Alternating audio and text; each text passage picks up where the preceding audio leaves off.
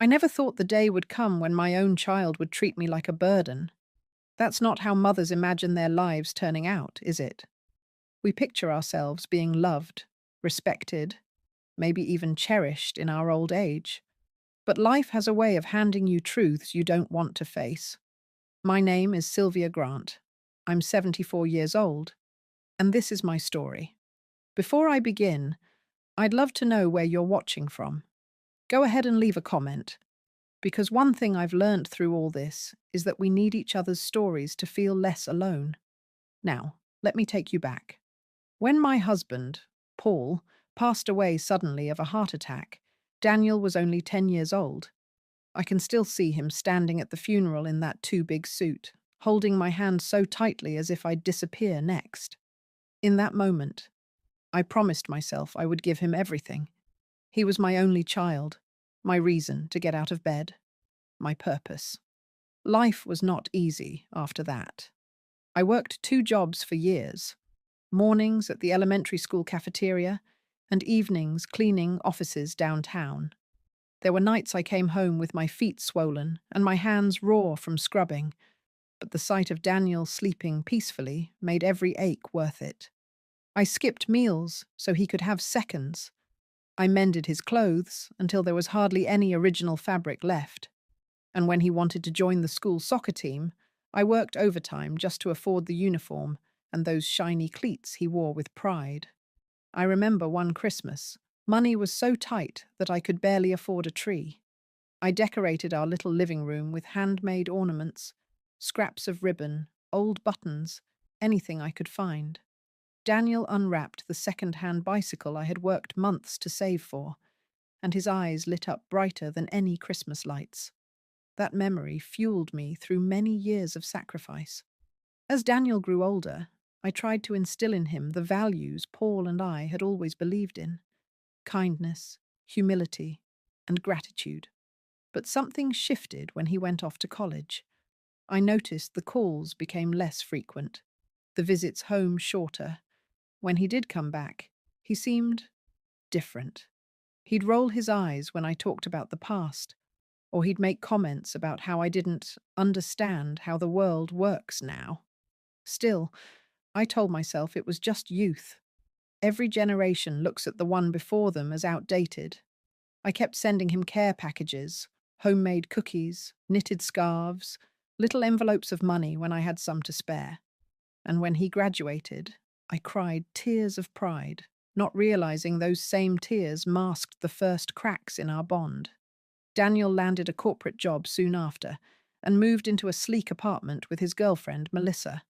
I helped them whenever I could, even co-signing a loan once because he said it would help him build credit. Looking back, that should have been my first real warning sign. But at the time, all I saw was my boy trying to create a life for himself. The distance between us grew wider, and so did his expectations.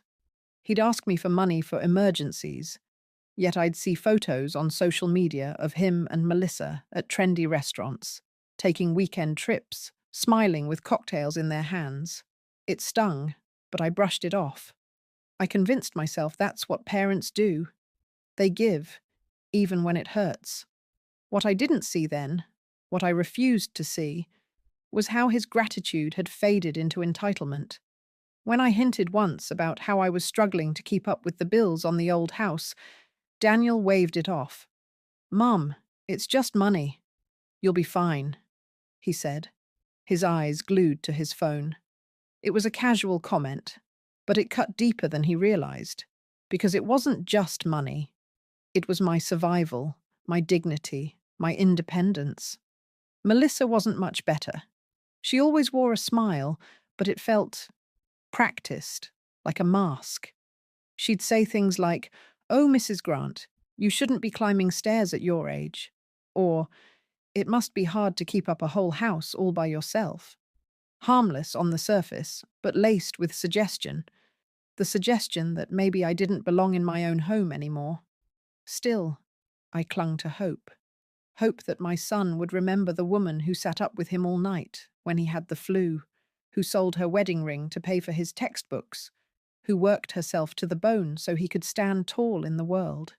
I told myself that deep down, Daniel loved me as fiercely as I loved him. But as I would come to learn, love can wither when greed takes root, and the day would come when that greed would reveal itself in the cruelest way possible. It started with small things, the kind of moments you almost talk yourself out of noticing. Daniel would make offhand remarks about how expensive it was to maintain the house. He'd frown at the old paint on the porch, or shake his head when he saw me bent over in the garden. One afternoon, while I was serving him his favorite apple pie, he leaned back in his chair and said, "Mum, this house is too big for you. Don't you think it's time to let it go?" I laughed nervously, brushing it off. "This house is where you grew up, Daniel. Every corner has a memory. I'm not ready to let go of that yet." Melissa, ever the picture of politeness, added in with a syrupy smile, "We're just worried about you, Sylvia. It must be so hard taking care of this place at your age." The way she said your age made me feel like an old appliance on the verge of breaking down. At first I convinced myself their concern was genuine. They were busy with their lives after all, and maybe they just wanted to ease my burden. But then Daniel started talking about options. He mentioned assisted living facilities, how modern and comfortable they were, how I'd have people to talk to and not have to worry about bills.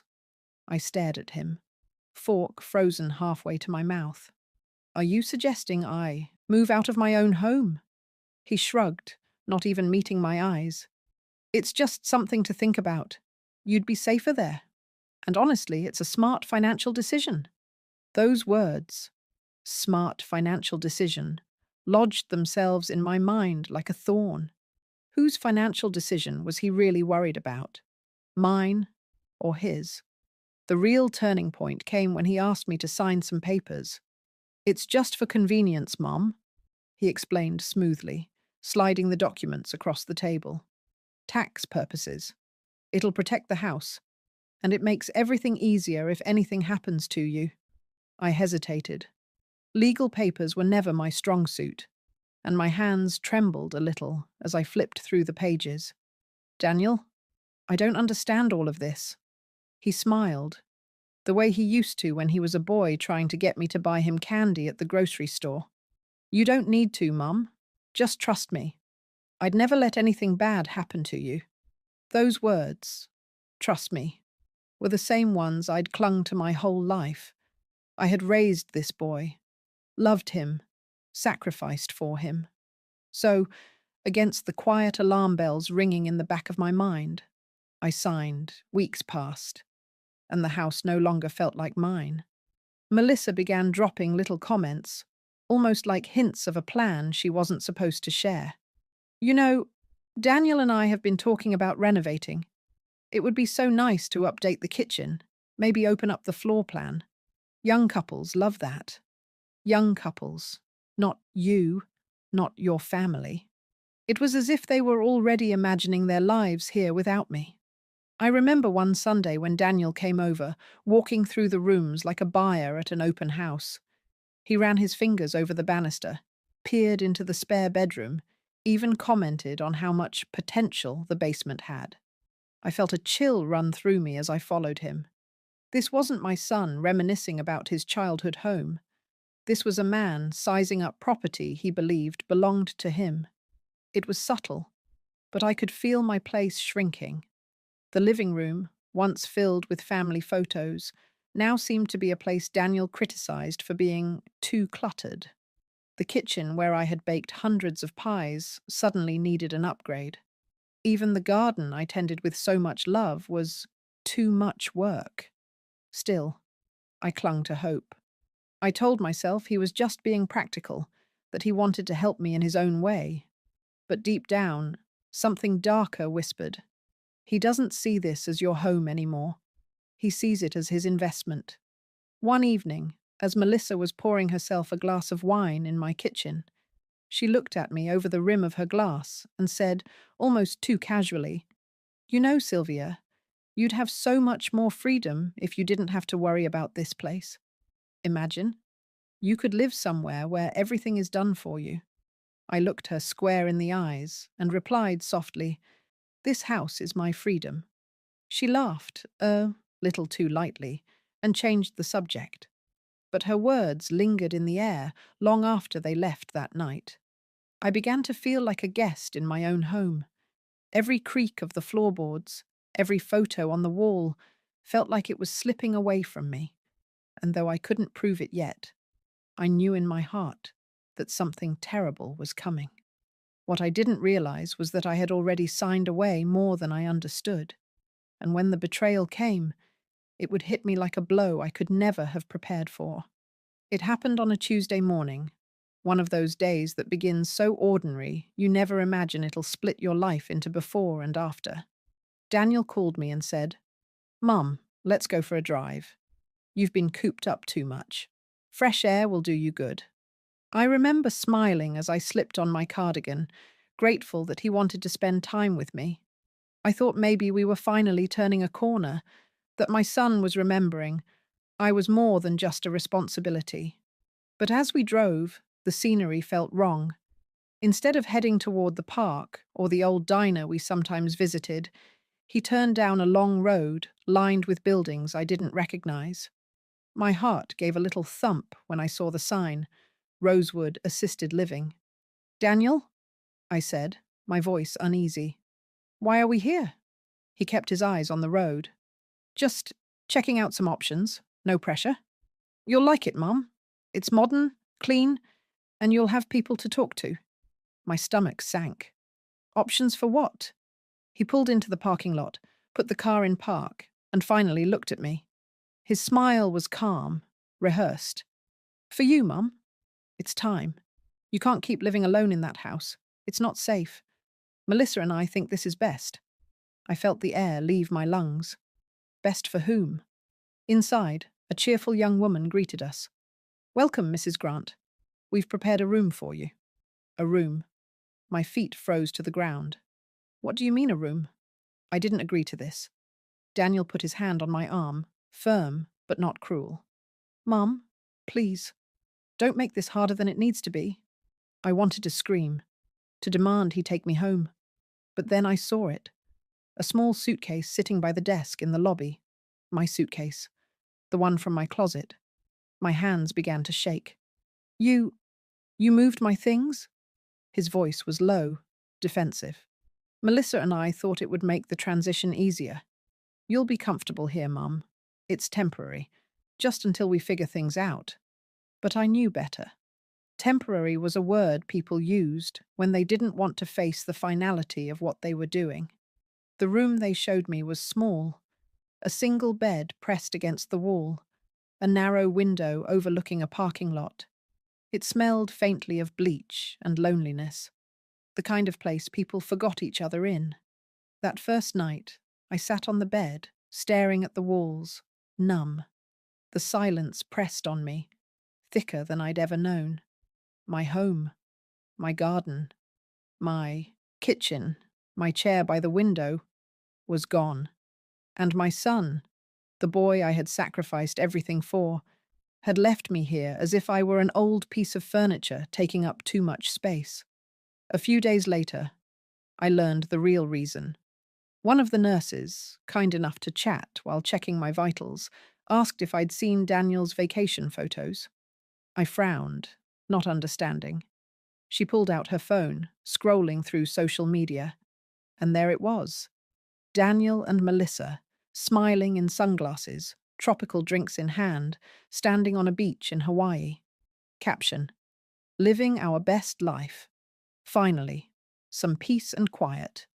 Peace and quiet." The words felt like knives. Their peace was my abandonment.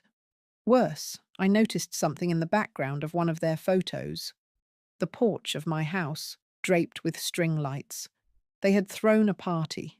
In my home. The house I scrubbed, repaired, and bled for. The home that carried the weight of decades of memories. They stood on that porch as though it had always been theirs. That night, I couldn't sleep. The hum of the hallway lights, the muffled cough of another resident down the hall, the faint sound of a television someone had left on too loud. All of it felt like a cage. I lay there and thought of every sacrifice I had made, every skipped meal, every overtime shift, every holiday where I gave Daniel the best gift and settled for nothing myself. And now, here I was, eating bland food off plastic trays, while my son sipped cocktails on the beach. The betrayal cracked something inside me. It wasn't just about being put in a nursing home. It was about being erased, pushed aside so he could enjoy the life I had given him. I remember whispering into the dark, my voice shaking but steady enough for me to hear the truth in it. If he thinks this is the end of my story, he's wrong. He doesn't know who he's dealing with. Because what Daniel forgot was this. I was the woman who had built a life out of ashes once before. And if I could do it then, I could do it now. What he thought was my ending was about to become my beginning. The days at Rosewood blurred together, marked by the clatter of food trays and the shuffle of tired footsteps in the hallways. Some of the residents seemed resigned to this life, sitting quietly in the lounge with blank stares or eyes fixed on the television. But I wasn't resigned. I was angry, a kind of anger that settled deep in my bones, stronger than any ache of age. Each night, as I lay in that narrow bed, I replayed my life in fragments. The time I worked 3 weeks straight, without a day off just to pay for Daniel's school trip. The time I sold the last of my jewelry to cover his tuition deposit. The endless nights I stayed awake while he studied, bringing him tea, telling him he was destined for more. And this was how it ended, with him tossing me aside like I was an obstacle in the path of his comfort. I knew then I had 2 choices. Accept this quiet burial of my dignity, or fight. And I had never been one to lay down easily. The first step came from a woman named Joan, a retired nurse who had been at Rosewood for a few months. We struck up a friendship over breakfast, her voice sharp with wit that cut through the gloom. One morning, she leaned across the table and said, "You don't belong here, Sylvia. I can see it in your eyes. You're not done yet." Her words lit something in me. "No," I said quietly. "I'm not." I confided in her about what Daniel had done, how he convinced me to sign the papers, how my house no longer felt like mine. Joan shook her head. "That's elder exploitation, plain and simple. He can't just take your rights like that." That word, exploitation, rang in my ears. I hadn't thought of it that way. I'd thought of it as betrayal, cruelty, greed. But exploitation. That made it legal, tangible, something I could fight. Joan introduced me to her niece, who worked as a paralegal for a small firm downtown. With trembling hands, I dialed the number she scribbled on a napkin. That call changed everything. The lawyer, Mr. Whitaker, listened patiently as I explained. He asked for copies of the documents Daniel had me sign. I didn't have them. Of course I didn't. But I remembered enough details for him to recognize what had happened. "If he pressured you into signing without proper explanation, and if we can show he benefited at your expense, we have a case," he said firmly. For the first time in weeks, I felt a flicker of hope. Mr. Whitaker arranged to meet me in person at Rosewood. I'll never forget the look on his face when he saw the small room they'd placed me in. "Mrs. Grant," he said, his jaw tight. "We're going to fix this." Over the next few weeks, we quietly gathered evidence.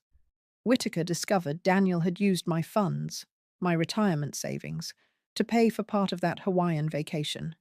He also uncovered Melissa's plans to refinance the house once I was settled into permanent care. Every revelation made my blood boil, but it also strengthened my resolve. This wasn't just about getting my house back. This was about reclaiming my dignity. One evening, alone in my room, I pulled out an old photograph of Daniel as a little boy, his gap-toothed smile, his arm wrapped around my shoulders. I pressed the photo to my chest and whispered, "I loved you too much to see this coming, but you'll never take from me again." From that moment, I decided I wouldn't just let Whitaker fight this battle for me. I would be present. I would be strong. We filed motions quietly while Daniel was still on vacation, blissfully unaware of what was brewing back home. Whitaker advised me to stay calm, to act as though nothing had changed. "Let him think he's won," he said. "When he comes back, we'll have the papers ready." So I waited. I played the part of the quiet resident, reading in the lounge, smiling politely at the nurses. But inside, I was building armor. I began keeping a journal, writing down every memory, every sacrifice, every detail of what Daniel had done. It was part therapy, part testimony, a reminder to myself that my life was worth more than the way he had treated me. By the time Whitaker returned with the first court order, temporary reversal of property control, I felt steadier than I had in months. He placed the papers in my hands, his eyes steady. "You're going home, Mrs. Grant." The words made my knees weak. Home. My home. That night, as the staff wheeled my suitcase to the front desk, I glanced once more at the sterile hallways of Rosewood. I wasn't leaving as the broken woman Daniel left here.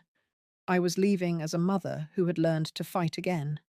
And I swore to myself, when Daniel returned from his paradise, he would find a storm waiting at his doorstep.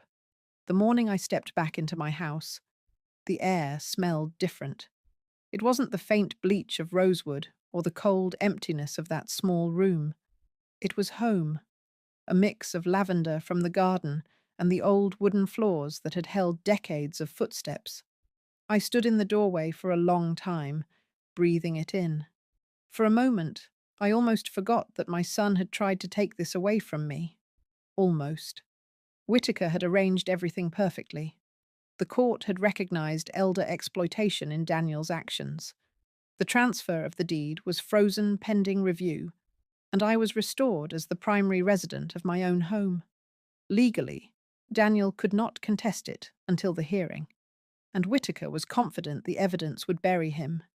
Still, I knew I had to move carefully. If Daniel thought I was panicking, he'd strike harder. So I stayed quiet. I didn't call him. I didn't text him. I let him enjoy his Hawaiian sunsets, his cocktails, his illusion that I was tucked away like an old coat in a storage closet. Meanwhile, Whitaker and I built our case. Every paper trail led to another betrayal. Withdrawals from my savings, charges on my credit card for things I had never bought, emails where Melissa inquired about selling the property quickly. They had been planning this for months. The more I learned, the more I realized. This wasn't just greed. This was calculated. They had looked at me, the woman who had given them everything, and decided I was disposable.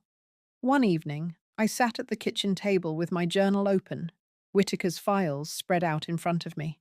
My hands trembled not with fear, but with resolve. I wasn't just going to win this case. I was going to make sure Daniel understood exactly what it meant to underestimate me. I started small. I called the utilities company and restored all accounts to my name. I contacted the bank and flagged every suspicious transaction. Whitaker guided me through freezing certain accounts Daniel had been dipping into. Piece by piece, I took back control of my life. And then, almost with a sense of dark humor, I left everything else untouched. The porch lights Daniel strung up for his parties? Still there. The half-empty bottle of wine Melissa left on the counter? Still there. The note on the fridge about renovation plans? I kept it exactly where it was, because when they came home, I wanted them to walk into a house that looked familiar, until they saw me sitting there. Every day, I grew stronger. Joan from Rosewood called to check in, cheering me on. "You're doing what half of us only dream of, Sylvia," she said. Her words fueled me. I wasn't just fighting for myself. I was fighting for every elder who had been treated like a burden, every parent whose sacrifices had been forgotten. The week before Daniel's return, Whitaker came by with a stack of documents. He laid them on the table and tapped the top page. This, he said, is the final nail. The court order confirms you as the sole deed holder again. Daniel has no legal claim, and we've filed an abuse report. When he comes back, he'll have a lot more than you to answer to. I nodded, tears stinging my eyes. It wasn't just victory, it was vindication. But still, I wanted one more thing. Closure, a confrontation. He had left me without looking back, without a second thought. I wanted to see his face when he realized he hadn't beaten me, so I planned it, carefully. I didn't tell him I'd left Rosewood. I didn't tell him I was home. I let him think his plan had worked. The day before their flight landed, I cleaned the house top to bottom, not out of duty, but out of ownership. Every corner sparkled, every photo frame straightened. And then I set the legal documents neatly on the coffee table, ready for him to see. That night, as I sat by the window with a cup of tea, I felt a calm I hadn't felt in months. Not fear, not sadness, just strength. Because I knew, when Daniel opened that door, expecting to step into his house, he would find me waiting, and I would be the one holding the deed, the proof, and the power.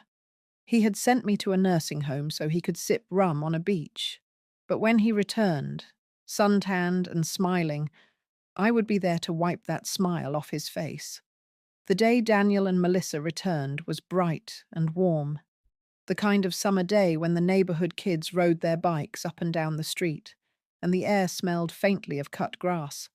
I stood at the window, watching the taxi pull up, my heart beating steady but strong. This was it. The car door opened, and out they came. Daniel first, tan, relaxed, with that lazy swagger of someone who had spent 2 weeks in paradise. Melissa followed, wearing oversized sunglasses and dragging 2 enormous suitcases. They looked like a picture from a travel magazine, everything polished and smug. As they walked up the path, Daniel glanced at the house, smiling like a man admiring his property. My stomach turned, but I stood tall. The door swung open, and there I was, sitting calmly, in the armchair by the window, a cup of tea in my hand, papers stacked neatly on the coffee table in front of me. For a moment, he froze. His smile faltered. "Mum?" he stammered. "What are you... how?" Melissa stepped inside behind him, her brow furrowing. "Wait, what's going on?" I thought. I set my cup down with deliberate calm. "You thought wrong." Silence. The kind that presses down heavy and makes every sound in the room sharp. The creak of the door closing, the hum of the fridge, the rustle of Melissa's silk scarf. Daniel cleared his throat, trying to recover his composure. "Mum, I thought you were at Rosewood. What are you doing here?" I leaned forward slightly, letting him see the strength in my eyes. "I live here, Daniel. This is my home. It always has been." Melissa's mouth tightened. "That's not possible. The deed—" I cut her off, my voice firm. "The deed is mine again. Every shady trick, every lie, every paper you had me sign. Undone. Elder exploitation doesn't sit well with the courts, as it turns out." I watched the color drain from Daniel's face. He looked from me to the stack of papers, then back again. His voice cracked. You got a lawyer?" "Yes," I said evenly. "While you were sipping cocktails on a beach I'll never see, I was sitting in a room the size of a closet, eating cold food off plastic trays. And do you know what I realized, Daniel? I realized I wasn't done fighting. Not for my dignity, not for my home, and certainly not against you." Melissa tried to laugh, a thin sound that didn't reach her eyes. "This is ridiculous. We were only trying to help." "Help?" My voice sharpened. "Was it help when you moved my things without asking? When you signed me into a nursing home like I was luggage you didn't want to carry? Was it help when you used my savings for your vacation?" Daniel shifted uncomfortably, his face pale beneath the tan. "Mum, listen, we didn't mean—" "Stop," I said, raising my hand. Don't lie to me anymore. You wanted me out of the way. You wanted this house, the money, the freedom. You saw me not as your mother, but as an obstacle. Well, obstacle removed. Not me, Daniel. You. At that cue, Whitaker, who had been waiting quietly in the kitchen doorway, stepped forward. His presence was like a thunderclap in the room. He carried a folder under his arm, his expression stern. Mr. Grant, Mrs. Grant. He addressed them coldly. I'm here as Mrs. Sylvia Grant's legal counsel. As of this morning, the court recognizes her as the sole owner of this property. You have no claim here. Additionally, there are pending reports of financial exploitation and elder abuse. I suggest you take this matter seriously. Daniel's mouth opened, then closed again. His voice was almost a whisper. You went to the police? Whitaker didn't flinch. The appropriate authorities, yes. Melissa's sunglasses slipped down her nose as her face flushed. She grabbed Daniel's arm. We should go. But I wasn't finished. I stood, my legs steady beneath me, and looked my son in the eye. Daniel, this house sheltered you when you had nothing. These walls heard your laughter, your tears, your dreams. I gave you every piece of myself so you could build a life. And this is how you repaid me. He looked away, shame flickering across his face. I stepped closer, my voice quiet but firm. This house protects me now. From you. And you will never again have the power to take from me what I've earned. Melissa muttered something under her breath, pulling him toward the door. For a moment, Daniel lingered, his shoulders hunched, his face unreadable. Then, without a word, he followed her out. As the door closed, I exhaled deeply. The silence was different this time.